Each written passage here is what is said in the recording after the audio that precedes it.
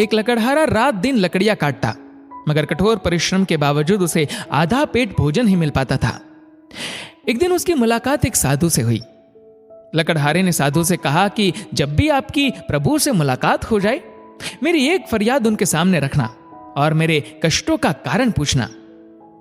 कुछ दिनों बाद उसे वह साधु फिर मिला। लकड़हारे ने उसे अपनी फरियाद की याद दिलाई तो साधु ने कहा कि प्रभु ने बताया है कि लकड़हारे की आयु 60 वर्ष है और उसके भाग्य में पूरे जीवन के लिए सिर्फ 5 बोरी अनाज है। इसलिए प्रभु उसे थोड़ा अनाज ही देते हैं ताकि वह 60 वर्ष तक जीवित रह सके।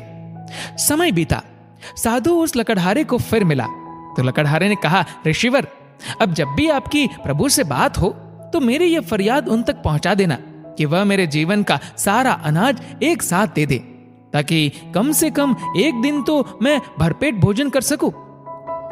अगले दिन साधु ने कुछ ऐसा किया कि लकड़हारे के घर ढेर सारा अनाज पहुंच गया। लकड़हारे ने समझा कि प्रभु ने उसकी फरियाद कबूल कर उसे उसका सारा हिस्सा भेज दिया है।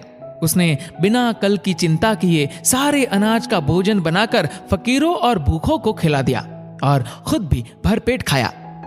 लेकिन अगली सुबह उठने पर उसने देखा कि उतना ही अनाज उसके घर फिर पहुंच गया है। उसने फिर गरीबों को खिला दिया, फिर उसका भंडार भर गया। यह सिलसिला रोज रोज चल पड़ा और लकड़हारा लकड़ियां काटने की जगह गरीबों को खाना खिलाने में व्यस्त रहने लगा।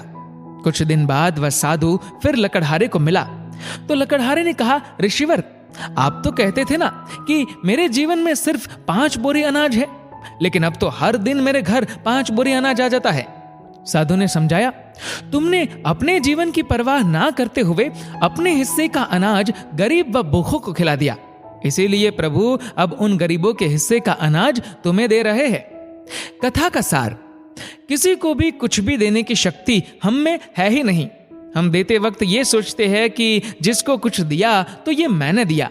दान, वस्तु, ज्ञान, यहां तक कि अपने बच्चों को भी कुछ देते या दिलाते हैं तो कहते हैं मैंने दिलाया। वास्तविकता यह है कि वो उनका अपना है। आपको सिर्फ परमात्मा ने निमित्त मात्र बनाया है उन तक उनकी जरूरतों को पहुंचाने के लिए। तो निमित्त होने का घमंड कैसा? दोस्तों, इस छोटे से वीडियो को लेकर आपकी क्या राय है, नीचे कमेंट करके जरूर बताएगा। और अगर आपको वीडियो अच्छा लगा हो तो इस वीडियो को लाइक करेगा, शेयर करेगा ज्यादा से ज्यादा लोगों तक। और ऐसे ही और भी इंस्पिरेशनल वीडियोस के लिए हमारे यूट्यूब चैनल को सब्सक्राइब करिए और फेसबुक पेज को फॉलो करना ना भूलिएगा। धन्यवाद।